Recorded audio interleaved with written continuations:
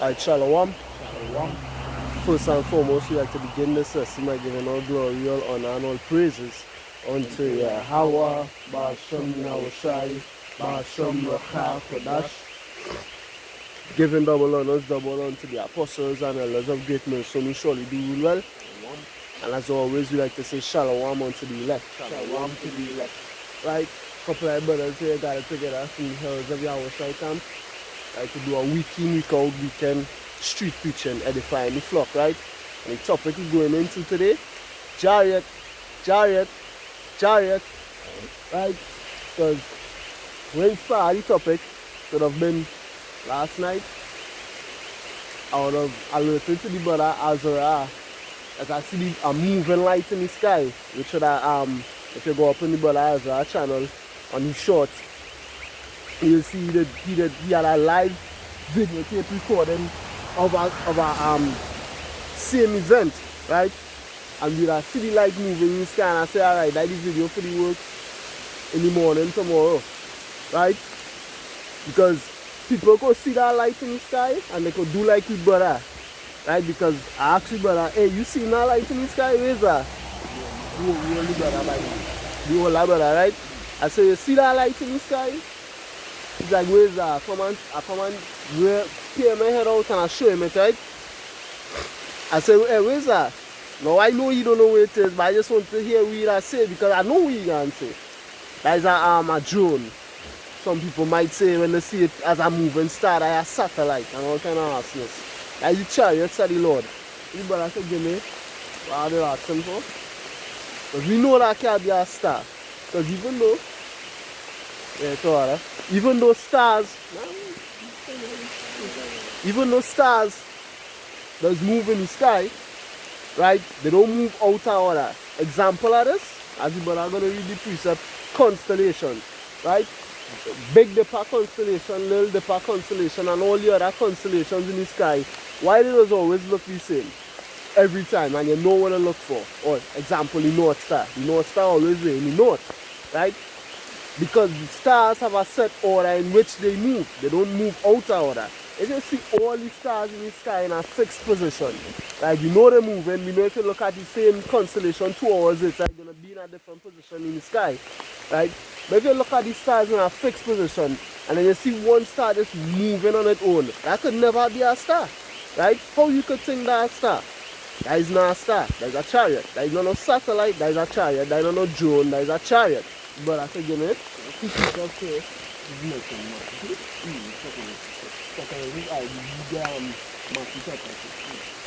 book of 2 Ezra chapter 6 and verse 45. Right?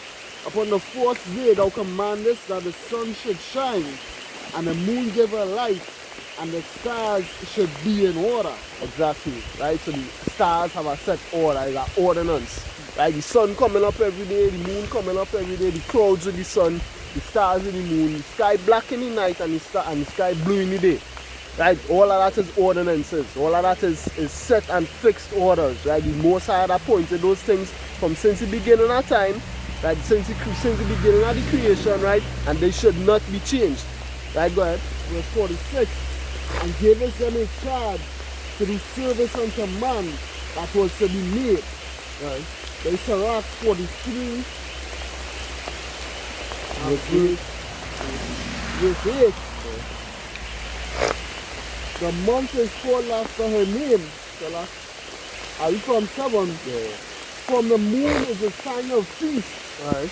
And light that decreaseth in a perfection. Which the moon being our next example of this, but I'm going to bring it out. A light that decreases in a perfection and increases in a perfection, right?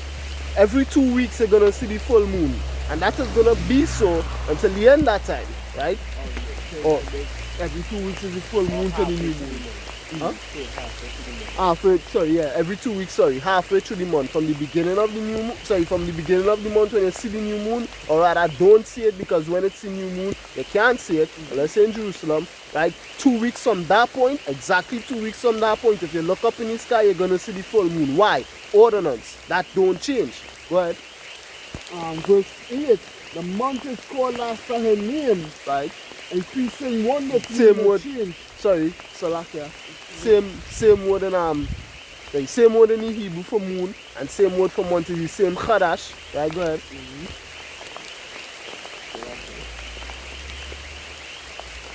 43. Being an instrument of the arms above, shining in the firmament of heaven. Right, because again the moon is set in the firmament. Genesis 1, that firmament being what? The barrier between the heavens and the earth, or the waters that were separated from the waters, right? That firmament is the sky. Right? Genesis 1:14, and the stars and the moon and the sun were set in the firmament of heaven. Where is the stars, the moon, the sun? In the sky. Go ahead. The beauty of heaven, the glory of the stars, an ornament giving light in the highest places of YAHAWASHI. Right. Go ahead. By it? Verse 10, at the commandment of the Holy One. Exactly, at the commandment, because what he instructs these instruments of light, right? He determines what they do, and he had determined what they do, and what that's a fixed order, right? That was since the beginning of time, and it will continue on to the end of time. Go ahead. At the commandment of the Holy One, they will stand in their order and never faint in their watching. So a star, you could never see these constellations in the sky. How much of our stars are make up the Big Dipper? You're never going to see any one of them stars in the Big Dipper moving on their own, unless that was a chariot the whole time, and we just never know until the Lord sent it, right? But as far as we know, that constellation is going to be set so forever. The north star is always going to be in the north, right? So if you see a star moving on its own, that can't be a star. What is that? But I'm happy too. After some of them have a picture. Yeah, we do that go with it. I don't like time, it's like what you just yeah. Huh? The book of Matthew, the second chapter, story, right.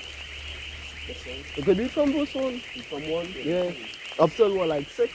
You read from verse 1. Matthew chapter 2, reading from verse 1. Right. Now when Yahawashi was born in Bethlehem of Judea, Right. in the days of Herod the king, Right. behold, there came wise men from the east of Jerusalem, Right. saying, where is he that is born King of the Jews? Right. For we have seen his star in the east, and are come to worship him. When Herod the king heard these things, he was troubled, Right. and all Jerusalem with him. Ouch. That's the spirit right there. Chariot. As we talking about it, literally we see a moving star in the sky right now. If we had good camera quality, I would have show you it. Right? I say what we come through the words of the disciples using signs. Yeah, with signs following, right? Last precept in I think book of Mark, Mark 16, right? 16, 20, 21. Right, go ahead. So again, we saw his star in the east and I come to worship him. Right? What is this star going to do as we read down? Go ahead. Verse 4. And when he had gathered all the chief priests and the scribes of the people together, they demanded of them where her Mashiach should be born.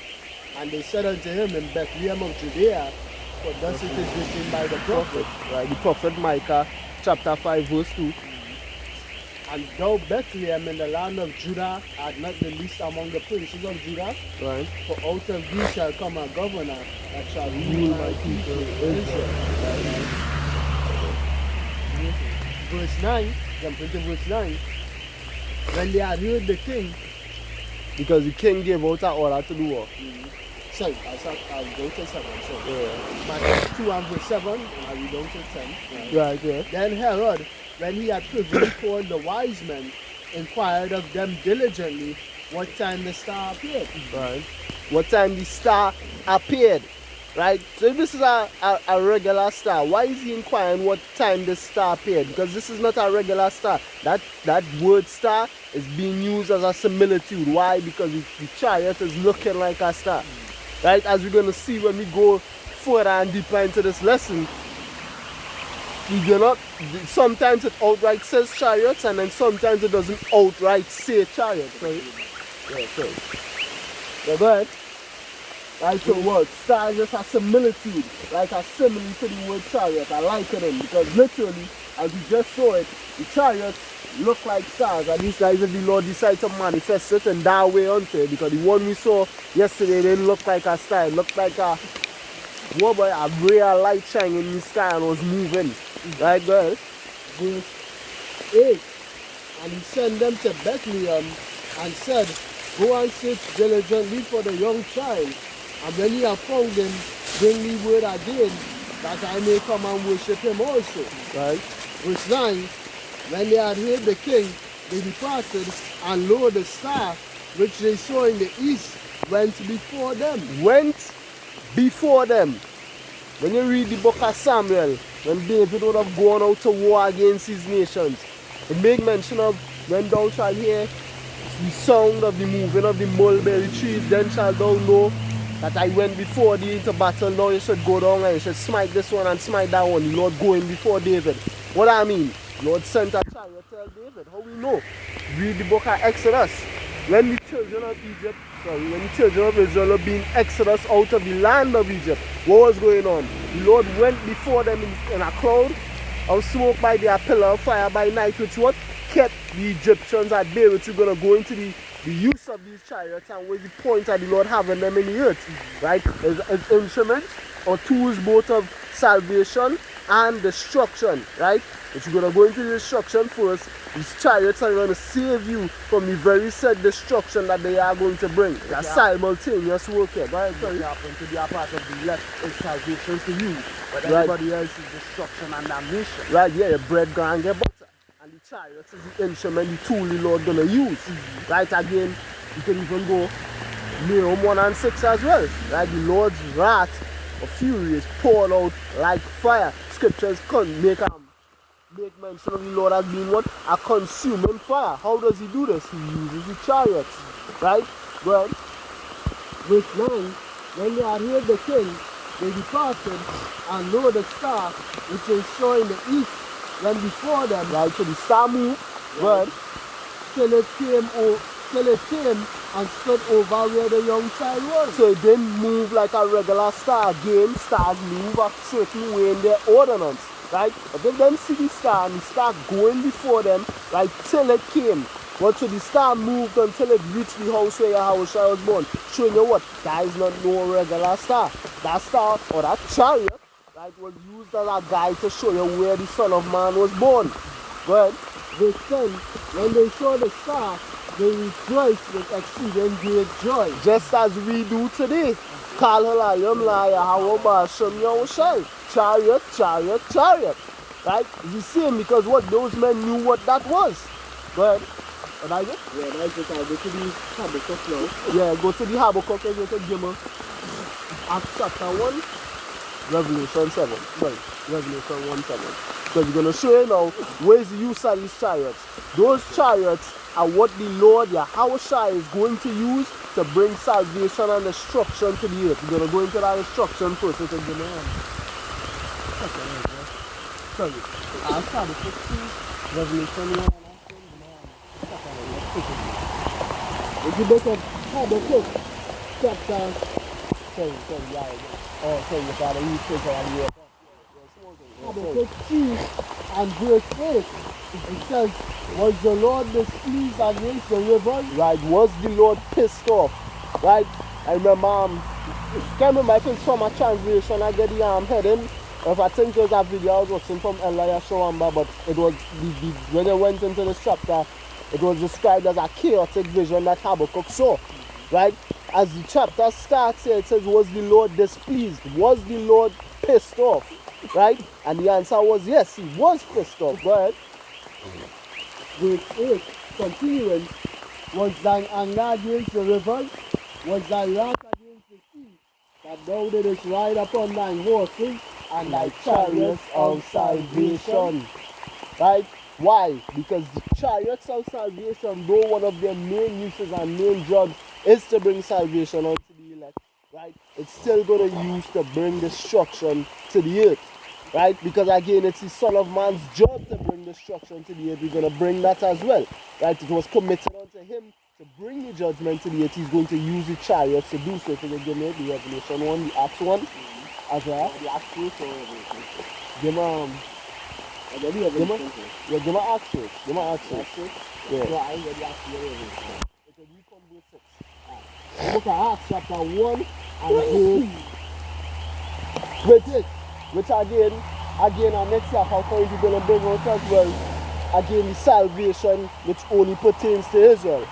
A lot of things these heathens, a lot of things these Christocentric jakes, or just nigger jakes don't understand about the Bible, right? They say salvation is for everybody, and even the heathens can partake in this. But again, I did a video on this already, 4 times, like my report on our salvation, the who, what, why, where, when, and how of how we are going to be saved, right? The how. If you ask jakes or ask anybody who don't know about this Bible like we know about it, how the elect going to be saved, could they tell you? No, because they don't know. They're going to say salvation is for everybody by a simple question like how the Lord is going to save everybody. They can't tell you. If you knew how the Lord was going to save everybody, which is the elect, the all men there, which is the elect, right, you would know that he's not going to save everybody, because simultaneously as he's saving everybody, right, he's destroying a lot of people as well, right? Who are those people that are being destroyed? Because there's not Israelites. I guess, well, yeah, there are Israelites as well, but none of the heathens getting saved in this destruction, right? None of them expect it. Again, Jeremiah chapter 10, right? Be not dismayed at the signs of heaven, for the heathen are dismayed at them. If the heathen are dismayed at them, why would they be? Right? Should they not know that that is what's going to save them? Again, sorry, go ahead. I point to add to that. I tell you, I know that the wise men that saw the star to the Israelites.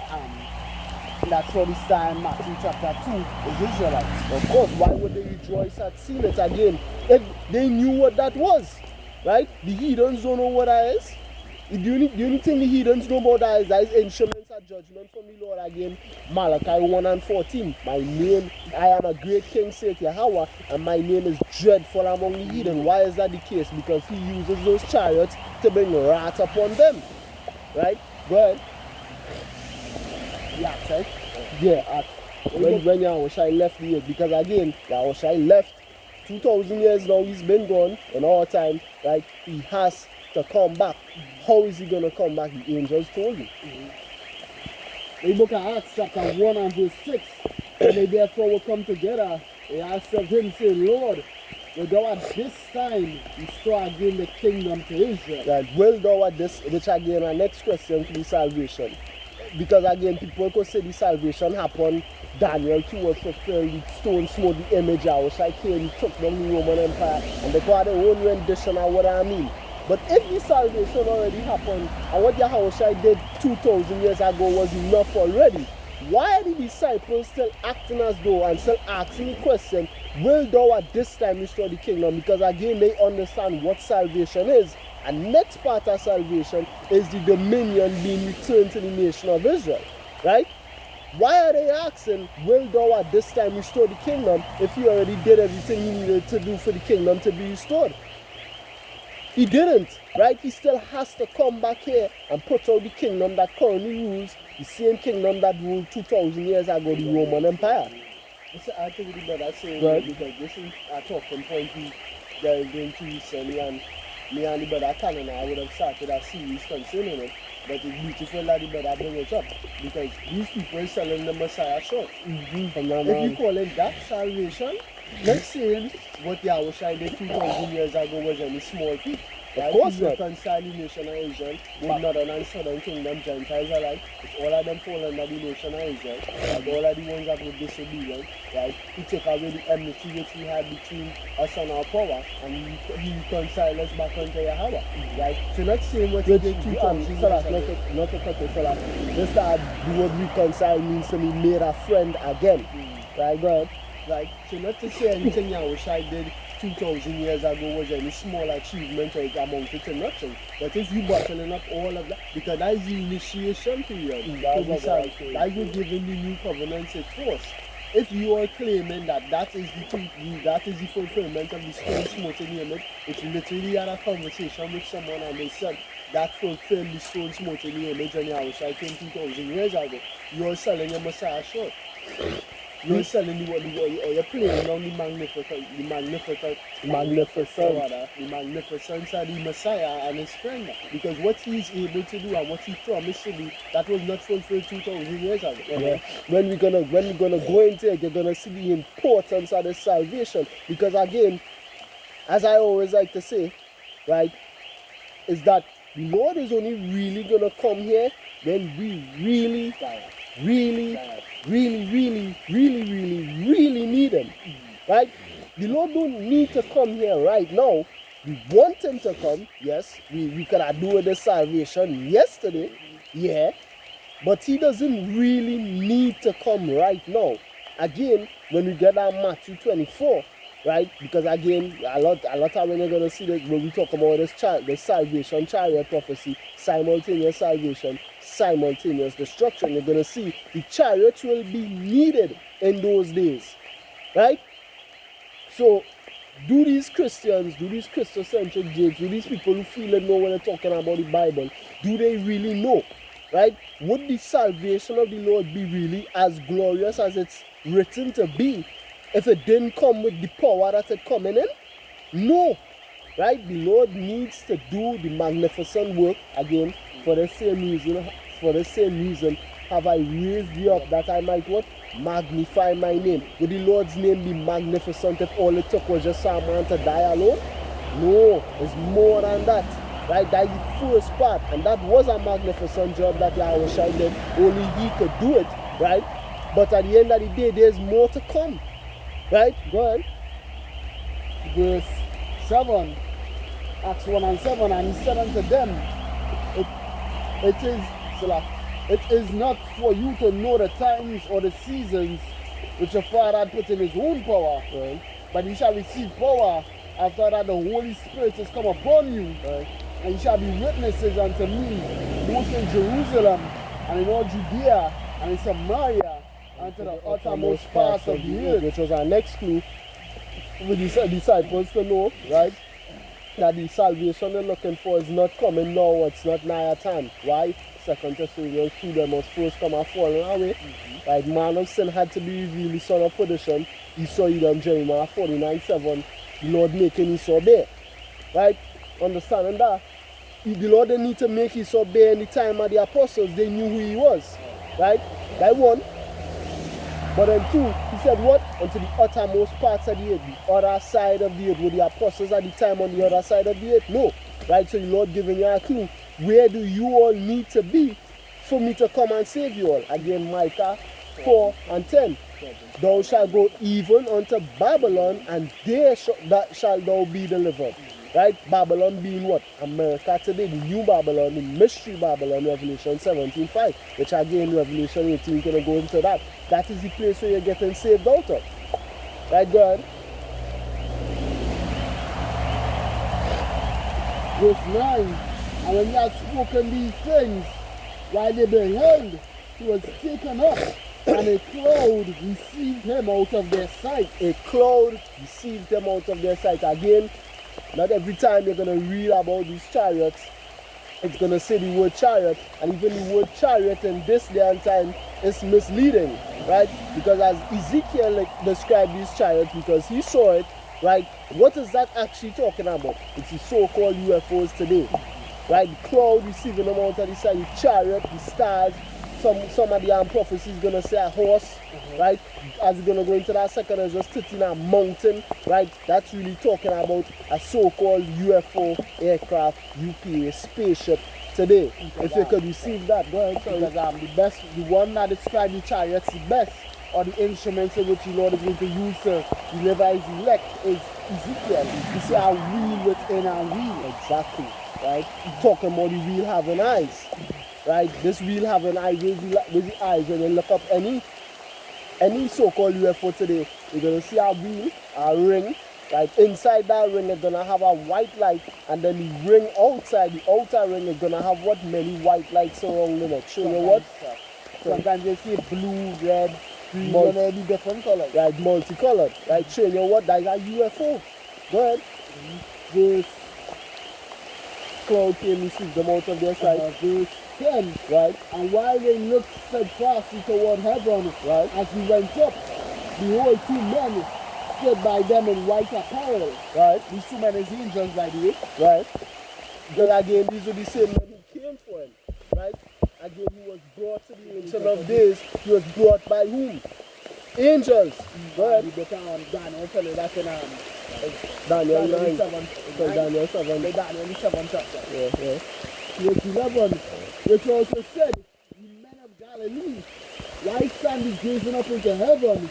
This thing Yahawashi, which is taken up from you into heaven, shall so come in like manner as you have seen him go into heaven. Exactly. The same exact way Yahawashi left the earth is the same exact way he's coming back to meet the earth. Right? And when he comes back to meet the earth, how is he coming? He's coming in pure power, right? To bring terror on the nations. If you could give me Revelation 1:7. Because I think I know too, it cannot be a crowd talking about, because they say the same way in which he went, he's coming back. In Revelation in 19th and 6th chapter, he's coming with a horse. Exactly. So did he leave with a crowd? Did he leave with a horse? 2nd August 13, if you could receive it, speaks about the return of Yahawashi. Did he leave with a mountain? No. He left with a chariot. He's coming back with a chariot. It's his spaceships. Right? God. Revelation. Yeah, okay. Is the book of Revelation? Is the book of Revelation? Yeah.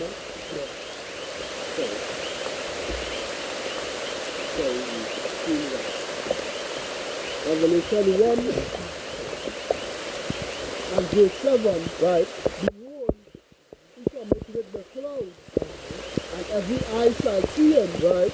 and they also will pierce him, and all kindreds of the earth shall wail because of him. Right. All kindreds of the earth shall wail because of him. Why? That it?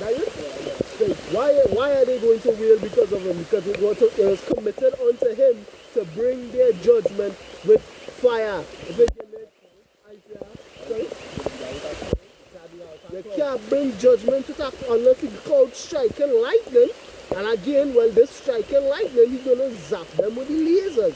If you could see that, you could go back to the able to see the rays of light. Yeah. Oh, and no rays of light, the horn.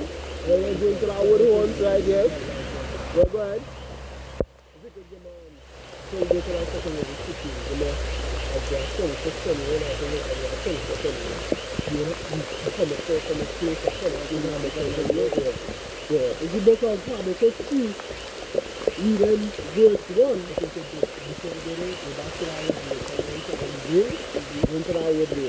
I read some verse 1 in the Habakkuk, right? Right, Habakkuk 3 and 1.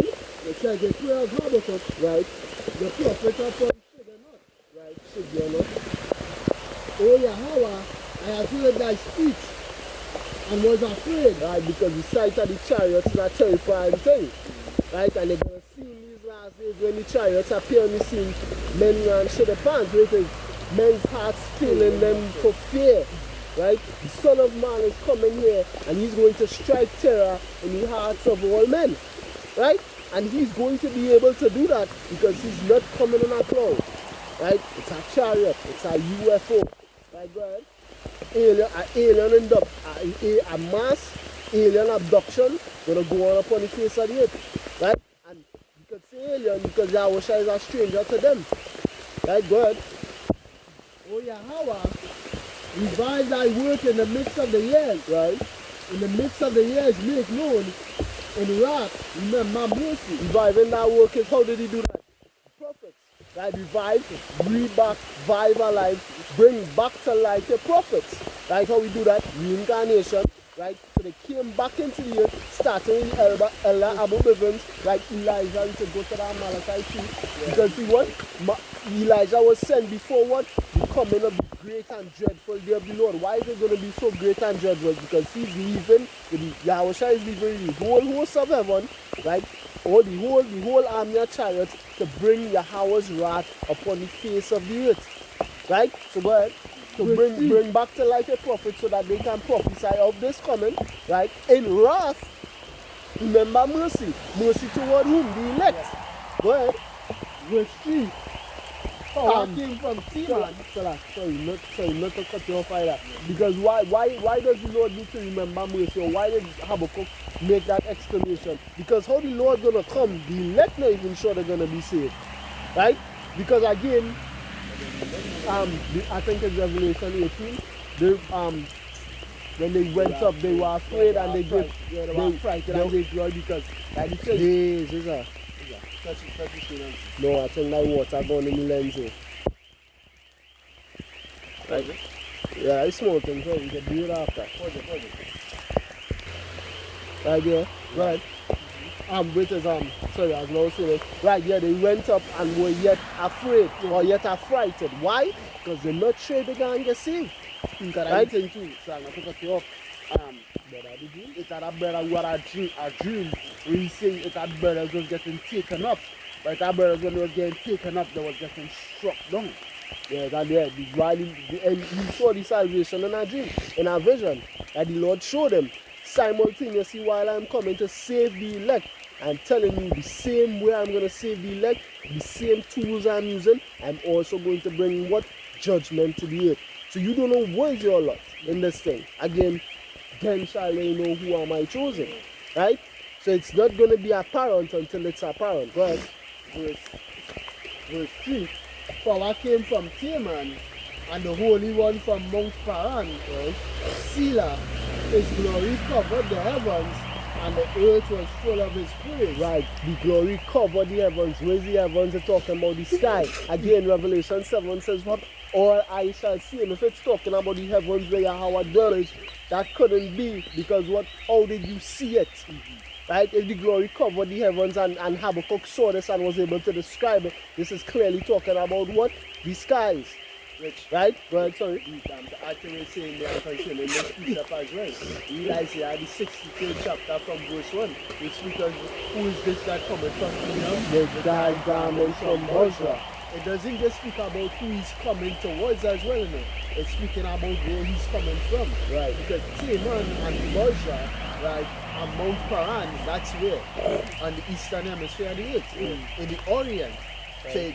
So in one aspect it speaks of who he's coming against and who he's coming to judge. To meet, right? Right, who he's coming to meet, exactly. Right. But in another aspect it's telling you where he's coming and where he's coming from as well. Because he also confirmed this in what? Matthew the 24th chapter. And this also, if you get the footnote to this, which you're not able to do because we don't have the blue letter on standby, which you're not having any Wi-Fi. If you cross-reference that, they should carry you back to the Exodus period. Because that is where he first appeared to save us back then. And that's where he's coming again to save us now. And Lord will be a part of the Lord. Let me say it like this. He's coming to save the elect. Lord will be a part of that number. Yeah. Well, it's got scripture, the Isaiah 63 as well also describe that he coming with the chariot, because he say, he that is glorious in his apparel, traveling in the greatness of his strength. I that speak in righteousness, mighty to save. What's so mighty about a cloud then? Again, and next prophecy showing you the sign. Sorry. You know the Lord used the clouds. That's why the Lord used the clouds to flood the earth. Open the firmament to flood the earth. Yeah. Clouds had the part to play, but couldn't doubt a chariot was only seen land now water go through. Telling you. So we're not seeing that playing now. You know, everything in the Lord's creation is magnificent. But a cloud is not what the Lord gonna use to come and save anybody by. Right? He's coming with far greater glory than technology from the heavens. Yes. Right. Heavenly technology, as the brothers used to say. Yeah, again, an intergalactic judgment again, one realm against another. Yeah, because Salat, the clouds well within this realm. You don't come in with things that don't belong to this realm, though. Right? It's literally the heavens, the heavenly technology against man's wisdom. Because the Edomites or the Egyptians today, right, the so-called the Egyptians in prophecy today, they boasted in their own strength, in their military might. Why are they making a 6th branch of the US military, a Space Force, if they don't expect to have a battle out there up in the heavens? Right? You couldn't be talking about to meet the Father, right? It had to be talking about the skies. Well, so it is to meet the Father, because when they finish their fight, they're going to meet the Father. You're ready to meet your maker, you're going in a morgue, in a grave. So that's the thing.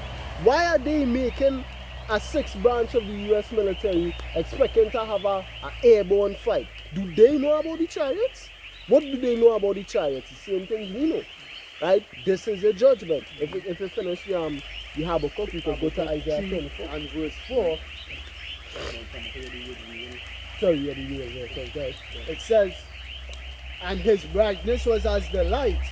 He had horns coming out of his hand, and there was the hiding of his power. The hiding of his power, right? The place where his power resides. Go ahead, you go into the rays of light. So the horns, it goes into rays of light. Yeah, sorry. Let me go turn me my sword. This is book of Habakkuk 3 and 4. Going into the word rays of light. Oh, sorry. The horns. Right. It's Quran. It says horn 1 and verse and the which definition? The definition F. It says F, of right. rays of light. Right. What are those rays of light? The laser beams. As you're gonna read in that second Ezra 13:1, the Lord is going to vaporize people. Right? You know our real light vaporizing here. If it has some kind of heat behind it, I had to be talking about laser beam. Right? Go ahead. Continuing as well. Sorry. It says here in the Strong's definition from H 7160, figuratively of power. Of power, rays of light that carry power. Laser beams. Right? No, sorry. Let me go into the Strong's here. Right. So in the same H 7160 Quran, Yeah. to shine, to send out rays, to display of the horns to be worn, figuratively rays. Right. So what?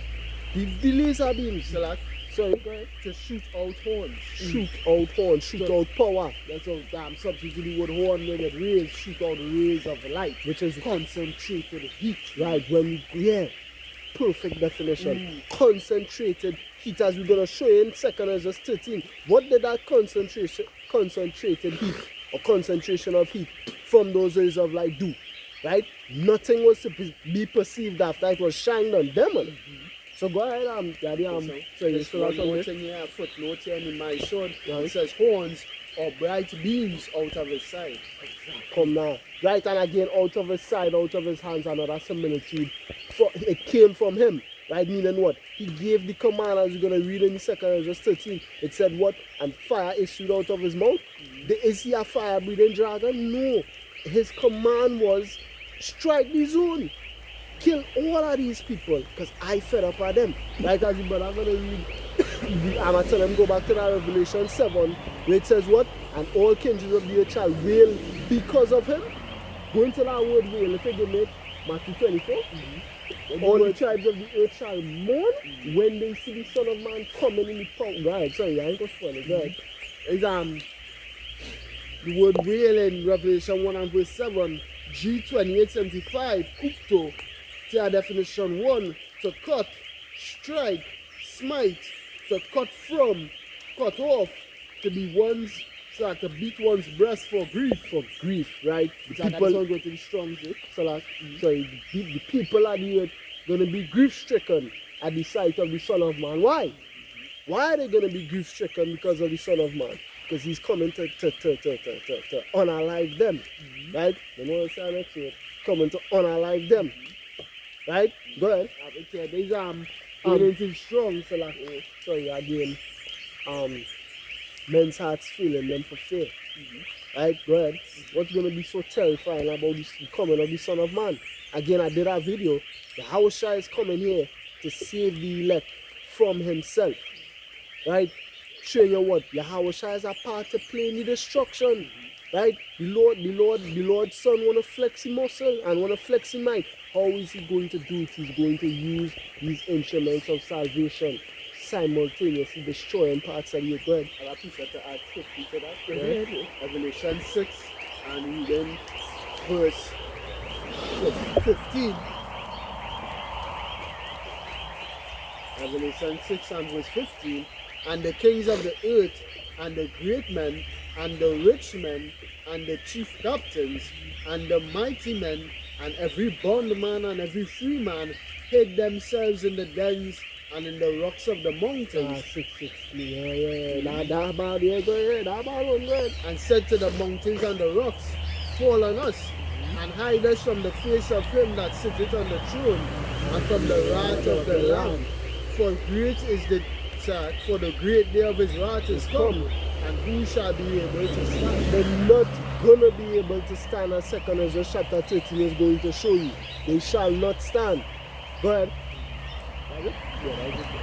Like, a really strong from G2875.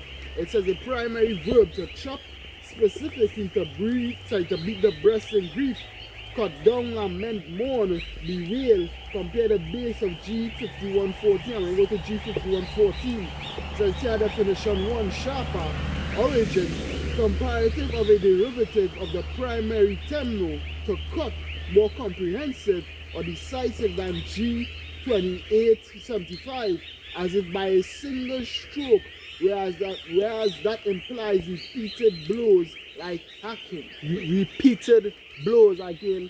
Isaiah 66, render his rebuke with flames of fire. When you go into that word rebuke, right, you go into a deeper study of it. It means to what? Strike, right? Correction, corrective measures. Like, he's going to repeatedly strike these people with fire, right? Give me it, Matthew 24 again. Matthew 24 from 27, showing you what is going to be the reaction of the Son of Man coming here with these chariots. He's going to put fear in a lot of men's hearts. Like, a lot of men going to lose their mind at the sight of that before they even struck with fire. Right? Some men might die from a heart attack. Men will die. Men will die from heart attacks in that day. I'm telling you, it's going to be a very, very scary, very frightening sight. But let hope and faith again look up for your salvation joy at night. But Matthew 24 and 27, for as the lightning cometh out of the east and shineth even unto the west, so shall also the coming of the Son of Man be. He's going to come from the east, and from the east he's going to cover all the way coming towards the west, because he had to come and meet Babylon again. Right, so confirming the Holy One coming from Canaan, confirming Isaiah 63 and 1 coming from Bozrah, right, the diagram from Edom. The diagaments from Edom, right? Continuing, for wheresoever the carcass is, there will the eagles be gathered together. Which this carcass speaks of what? The elect, right? Because what? When you read Colossians 3 and 3, for ye are dead and your life is hid in Mashiach. The eagles being what? The ones who were sent to do what? Gather the elect. Right, the angels, which the chariots are angels, Psalm 68:4. The chariots of the Lord are 10,000, even thousands of angels. Right? 68:17. Sorry, 68:17 to what? Salakia, 68:17 Psalms. Right, go ahead. Verse 29. Immediately after the tribulation of those days, shall the sun be darkened, right, and the moon shall not give her light. Because no matter what time it is in the earth, whether if it's daytime for you and nighttime for the rest, if it's nighttime for you and daytime for the rest, it ain't gonna matter. You ain't gonna know anymore. Why? Because the chariots and the fleet of chariots, the fathership and the shuttle ships, what? Gonna completely block out the sky. Right? The day of the Lord is known as what? A cloudy day. A day of thick clouds and gloominess. Right? Great darkness. Right? Which adds to the point we were speaking about earlier, which is what? The salvation is truly gonna come when you most need it and when you most desire it. Again, immediately after the tribulation of those days. It's Jacob's trouble, right? Right, not a moment too early, not a moment too late. Exactly when you need it. Again, Job 5 and 19 in 6 troubles. In 6 troubles, in 6 troubles here in 7, right? Yeah, in the 7 shall not come nigh thee. Yeah. They ain't much of that one at all. Job 5 and 19. He shall deliver thee in 6 troubles. Right, Jacob's trouble, Jeremiah 37, right? Which is the put. 34 from 7. Yeah, 34 from 7. If you read that here, and it's powerful. Yeah. We don't think it's 70, right? Yeah, in Jeremiah 34 from 7, he and you and I feel powerful. Right, the penultimate trouble, the last trouble before the last trouble, which the last trouble Yahawashi is bringing. Well, He shall deliver thee in 6 troubles, yeah. In 7, there shall no evil touch thee. In famine, he shall redeem thee from death. And in war from the power of the sword. Which is the nuclear missiles. which again, That is about what the scripture said, these were they that were saved out of great tribulation. The Lord is going to save elect right before the missiles hit Bosra. Because what? So like hit Babylon, America. Why? Because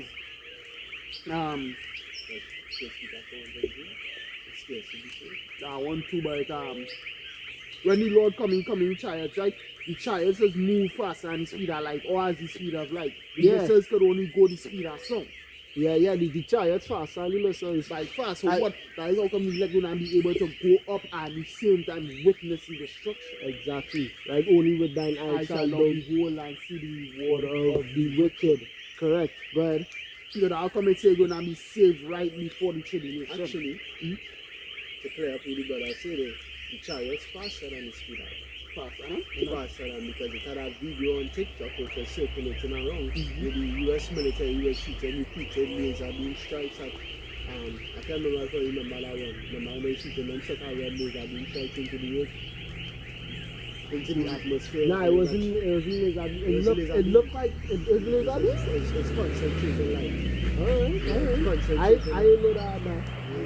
So Nah, I know it's not wrong. I know it's not wrong. yeah, but they were trying to shoot down the chariots in the sky, and the chariots is just weaving everything like nothing. Yeah.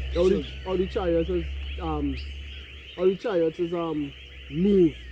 It's like how could I say this? And Like, they're not bound by like physical reality. So like the air are gonna slow it down, wind resistance and all these things are gonna slow down a chariot. It's almost like no, not that I try to use a good word. Like if I go so start here, Phantom. and disappear by behind it. So then really disappear, just move. Teleport. Teleport. The chariots move as though they teleport because they move so fast it looks as though they teleported. You know, if I was to stand up here and then from here to reach over there, you would see me walk from here to over there. Even if I tried to move as fast as I could, you would still see me. The chariot's gonna move on it. They're gonna be here and they're gonna move so, but they're not gonna see they're not gonna see that. You're not gonna literally be able to witness the journey. You're just gonna see the destination from here to there. Same like how Ezekiel saw it, I believe Ezekiel chapter 1, how the angels moved. They turned not whence they went, and they was moving not like regular beings. Right? The chariots are angels, they don't move like regular ships. Right? They can't track a chariot. Go ahead. Continuing, verse 21. Thou shalt be hid from the scourge of the tongue, neither shalt thou be afraid of the destruction when it cometh. Exactly. Psalms 91 come to your mind again. You're gonna be saved exactly when you need it. Oh, go ahead now, we can go to the side that. Sorry, go ahead. 22. At the destruction and famine thou shalt laugh, neither shalt thou be afraid of the beasts of the earth. Exactly. Even I think you read it earlier. It makes mention of something like a wolf. A wolf? And you know read that Yeah, saved from the war. Saved from the war, showing you again an exile like Now when the what, child you saw it? Verse 20. In famine he shall redeem thee from death, Right. and in war from the power of the sword. Because again, when Yahawashi comes, as we're going to read that second verse 13 and then go into the interpretation thereof, right? He's coming while a war is going to be taking place upon the face of the earth to bring the final war upon the face of the earth, right? What war is that? Revelation 9 makes mention of it, the third war. World War III is going to be fought in the earth, and that destruction or the culmination of World War III, the final destruction of Babylon, right, is what the Lord is going to save you from. Is that tribulation, is what he's speaking of. Go ahead. You're going to be saved out of the tribulation of Jacob's trouble, and from the tribulation, the final destruction of World War III. Right, go ahead. Isaiah 26 and 20. Come, my people, Who again, showing you, if the salvation prophecy, which is spoken about here in the Old Testament, is echoed in the New Testament, and it speaks of his people in the Old Testament, who is he going to save in the New Testament? Who is he speaking about? Again, only the Israelites. Paul saw it. 1 Thessalonians 4 from 16 to 17. Right? Then we which are on the earth, alive and remain, shall be gathered together with them in the clouds, and so shall we ever be with the Lord. Who is speaking about? Well, Matthew 28 said it. Yahushua said it. When this generation shall not pass. No, some of you shall not taste of death. And who he was talking to? The same ones he told his disciples to go to, Matthew 10 and 5, the lost sheep of the house of Israel. He spoke to Israelites. He said, what? There be some of you which are standing here this day, which shall not taste of death until what? Until you see the Son of Man coming in clouds of heaven with power and great glory. Some elect gonna have the glory of what? Living through Jacob's trouble, the Lord preserving them, right? And only shall taste the sweet release of death when they are to get a new body, right? Because as we're gonna go into it, Isaiah 26. Come up here, that exact precept, right? You're gonna have to shed your flesh to enter one of those chariots, right? You cannot. Not that when they take up into a chariot, they look back. You're gonna get chance. Right. So show you what they're gonna shed this earthly vessel you have, and what they're gonna be an immortal vessel forevermore, as it says, neither can corruption inherit neither can corruption inherit incorruption, or mortal inherit immortality. You can't dwell in a chariot, you can't exist in a chariot in this flesh, right? So go ahead.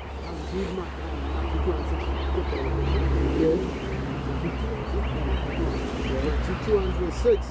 And thou Bethlehem in the land of Judah, art not the least among the princes of Judah, for out of thee shall come a governor that shall rule my people Israel. Again, so what after that? They just qualified it. Who is this my people he's speaking of?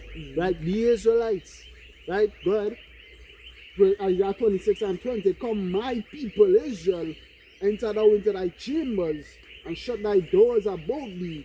Hide thyself as if it were for a little moment, until the indignation be overpassed. Which is the righteous anger of the Lord. Zephaniah 3 verse 8. Right, it is my determination to gather the nations that I may pour up, assemble the kingdom, to pour upon them my fierce wrath, even all my indignation. For all the earth, all the land shall be devoured with the fire of my jealousy. The YAHAWASHI is literally going to save the elect from the wrath that he's bringing to the earth. Right? Go ahead. Verse 21. Sorry, real quick, if you could get a Revelation 18, be not cut off in her iniquity. From 3. Yeah. Jump around, don't read down the whole thing, jump around. Yeah, no, this is it. Revelation 18 and 4. Yeah. Revelation 18 and verse 4. And I heard another voice from heaven saying, Come out of her, my people, that ye be not partakers of her sins, and that ye receive not of her plagues. Because think about it. Come, the same people who they given this instruction here. The same Revelation chapter 7. 1:7? No, Revelation chapter 7. Right, it speaks of the literal salvation of the elect, right? I say show that is only for the nation of Israel. He said, come out of her. My people. Who is the only my people here? The brother just qualified it in Matthew 2 and 6. My people Israel. Right? This salvation shall only be experienced by literal Israelites. No, right? No, spiritual Israelites. Again, you're talking about salvation. What are you speaking about? What is salvation? What does that mean? Because it's multifaceted. It's not just somebody going up on a cross and dying alone. That just started, right? Even that was only likened unto something that only the Israelites experienced. Read 2 verses up, right? As Moses lifted up the serpent, who did he lift it up unto? Right? Who? The Israelites. Only the Israelites were present, right? So go ahead. Isaiah 26 and 21. For behold, YAHAWASHI shall come out of his place, to punish the inhabitants of the earth. Which again show you that speaking of YAHAWASHI, right? Because even though you see Lord in all caps there, that's YAHAWASHI actually acting in the power of his Father, right? The name Yahweh is there, but what? YAHAWASHI is the one representing that name. Because we know that the Father not going to leave here, leave where he dwells to come down here. He have his Son ordained to do that. Acts 17, by that man whom he had ordained, and he had given assurance unto all men, and that he had raised them from the dead. Acts 17:31, even Isaiah 59 from verses 13 going down. He saw that there was no man, wondered that there was no intercessor. Therefore what? His arm had brought salvation unto him, and his righteousness, it had sustained him. Is YAHAWASHI not going to come here and judge the world in righteousness? Matthew 19, in Revelation 19, 11, judge and make war. Exactly, I'm trying to get the word. And in righteousness, not to judge and make war. Right? How is he going to do it? With the chariots. Go ahead, you finish it? And what the Son of Man also said, what the Father judged no man, but he was committed all judgment unto the Son. Right? Go ahead, you ready? Yeah? And you can get the second verse 13 to close it out. Isaiah 26 and 21, for behold, YAHAWASHI cometh out of his place to punish the inhabitants of the earth for their iniquity. That's how you say YAHAWASHI, but YAHAWASHI coming in the name of his Father, and he rank the authority of his Father. The earth also shall disclose her blood, and shall no more cover her slaves. Shall no more be guiltless. Again, convince all the ungodly of all the ungodly deeds which they have ungodly committed, and of all their hard speeches which ungodly sinners have spoken against them. Jude 1, 14 to 15. Right?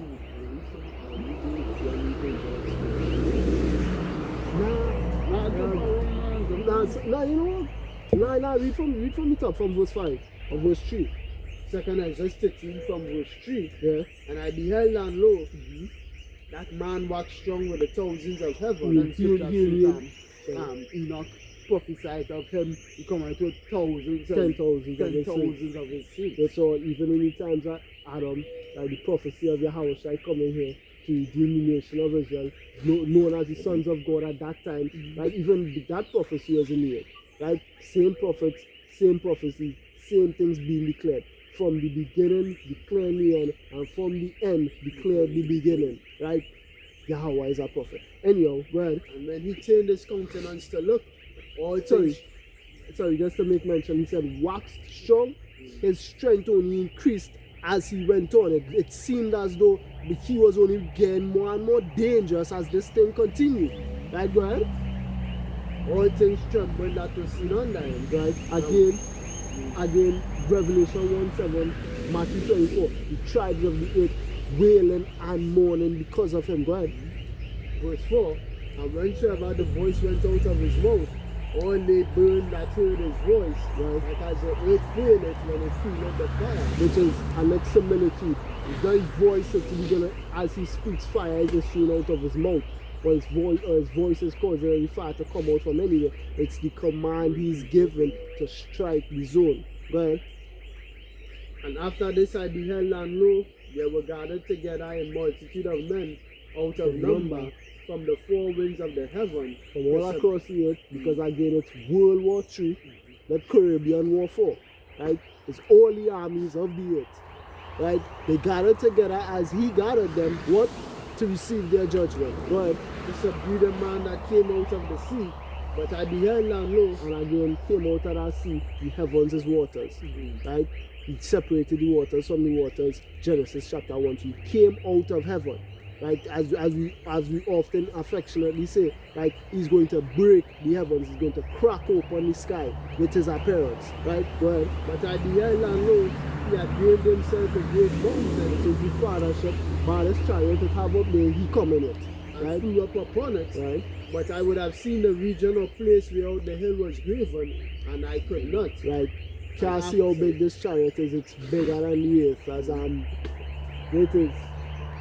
the report NASA was given out last Where year. they say a 7-mile long spacecraft. And 7 number completion. It's completely long in miles. It's bigger than the Earth. Right? If the chariot will start here, it will cover the whole face of the Earth. That is how big the chariot is. And it's coming to a city near you. Right? You will see a judgment if you are the gate. Go ahead. Verse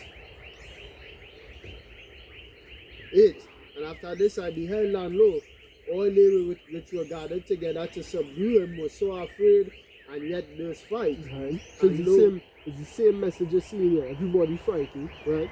And lo, as he saw the violence of the multitude that came, he neither lifted up his hand, nor held sword, nor any instrument of war. But only I saw as he sent out of his mouth, as it had been a blast of fire, and out of his lips if he cast out, Out of his lips they trail on that. And out of his lips a flaming breath, and out of his tongue he cast out sparks and tempest. Which it said what? He lifted up, no, he held neither sword nor lifted up any instrument of war. Which the chariots are instrument of war. So what does that mean? Nothing he's coming with, we could liken it onto. Right? He's not going to fight man by man's means. Again, Isaiah 47, verse 3. He shall not meet thee as a man. So if God is coming here to fight you, and he's coming here with weapons, how is he not going to meet you like a man? The weapons he's coming with, you can't fight. Right? It's not like any sword, they can't break it, they can't destroy it, they can't bend it, they can't heat it. Right? He's coming with the power of God in him, with him. Right, go ahead. Continuing, and they were all mixed together, the blast of fire, the flaming breath, and the great tempest, and fell with violence upon the multitude which were prepared to fight, and burned them up every one, so that upon a sudden of an innumerable multitude nothing was to be perceived, but only dust and smell of smoke. When I saw this, I was afraid. Again, 2 Corinthians 16, 17, woe is me, who shall deliver me in those days? Now if I could jump down to verse 33 in that same chapter. 2 Corinthians 13.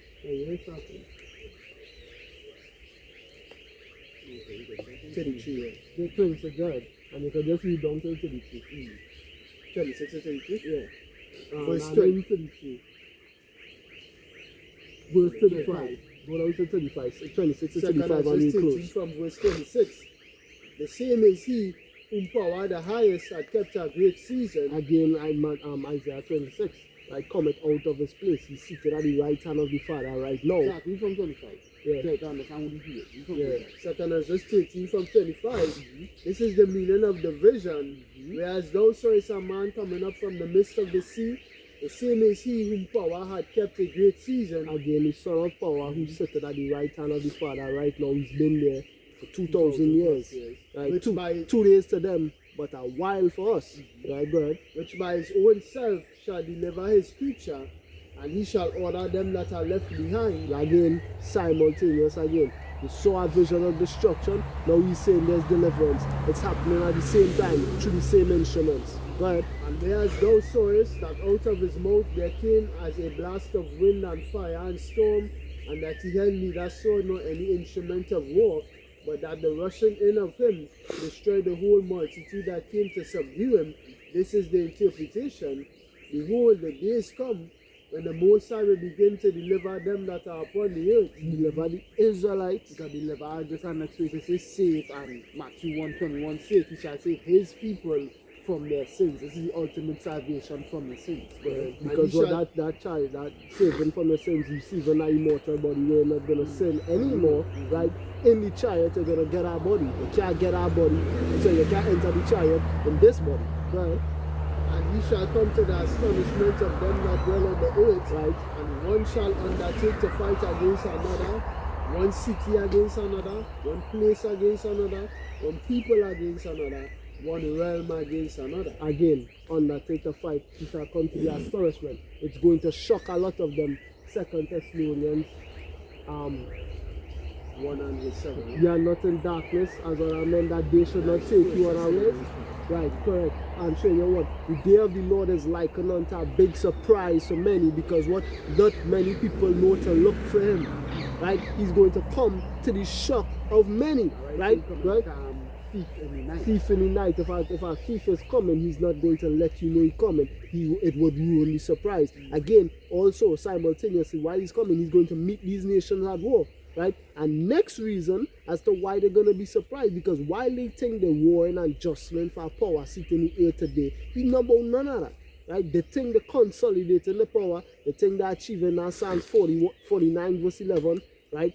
The dwelling places unto all generations, calling lands after their own names. They think they're going to uphold and keep the power in the earth through this world war. Right? At least that's one of the plans they plan to have as a result of this world war, but it's actually their judgment. Go ahead. Verse 32. And the time shall be when these things shall come to pass, and the sign shall happen which I shewed thee before, and then shall my son be declared, whom thou sawest as a man ascending. And then shall my son be declared. So does Ezra know about the Son of God? Yes, he does. Further qualifying the book of 2nd Ezra and 1st Ezra, right? These books belong in the Bible. Go ahead. And when all the people hear his voice, and Salah showing you, yeah, where he making mention of his son, but it says Enoch makes mention of his son, right? And but you know, back the book of Enoch, the book of Ezra is canon. How we know? Because it's an accurate depiction of what's going to happen. This exact same story we read in here, many other prophets saw, and we just showed you the proof, right? Revelation 1:7, Matthew 24, Yahawashi literally described this coming to you himself, and Ezra is saying, yeah, it's just like that. Ezra gives you a more detailed and in-depth look at what the Son of Man is going to do when he reaches here. Right? Go ahead. And when all the people hear his voice, every man shall in their own land leave the battle they have one against another, and an innumerable multitude shall be gathered together, as thou sawest them willing to come and to overcome him by fighting. He's coming during the high point, right, of World War III. Right, go ahead. But he shall stand upon the top of Mount Zion. He shall be victorious over them again. Upon his head he set many crowns. He went forth conquering and to conquer. Again, Yahweh given him the victory. He had set his king upon his holy hill of Zion. And again, Revelation 14 verse 1. Right, he saw the Lamb and who stood there with him? 144,000. Upon what? The Mount Zion. Right? So what? He defeated them and he won.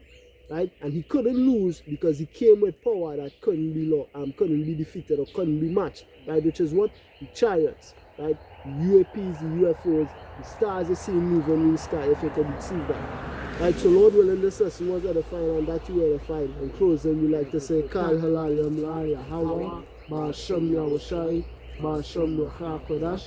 I like to give double honors, double unto the apostles and others of great men, so we surely do rule well. And as always, we like to say shalom unto the elect. Right, this is a couple of brothers here from the Heralds of YAHAWASHI camp. And until next time, we like to say shalom. Repent, for the kingdom of heaven is at hand.